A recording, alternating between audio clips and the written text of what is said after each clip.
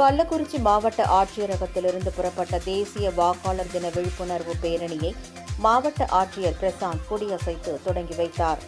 தேசிய வாக்காளர் தினத்தை முன்னிட்டு நடைபெறவுள்ள சட்டப்பேரவை தேர்தலில் வாக்களிப்பதன் அவசியம் குறித்து பொதுமக்களுக்கு விழிப்புணர்வு ஏற்படுத்தும் வகையிலும் 100% வாக்களிப்பு என்ற சாதனையை எட்டுவதற்குமான விழிப்புணர்வு பேரணி கள்ளக்குறிச்சியில் நடைபெற்றது. மாவட்ட ஆட்சியர் அலுவலகத்திலிருந்து தொடங்கிய இந்த பேரணியை ஆட்சியர் பிரசாந்த் கொடியசைத்து தொடங்கி வைத்தார். இந்த விழிப்புணர்வு பேரணியில் பங்கேற்ற கல்லூரி மாணவ மாணவிகள் 18 வயது நிரம்பிய அனைவரும் வாக்குரிமை பெற்று ஜனநாயக கடமையை ஆற்றிட வேண்டும், வாக்களிப்பது நமது உரிமை என்பன உள்ளிட்ட வாசகங்கள் அடங்கிய பதாகைகளை ஏந்தியவாறு முக்கிய வீதிகள் வழியாக சென்று பொதுமக்களுக்கு விழிப்புணர்வை ஏற்படுத்தினர்.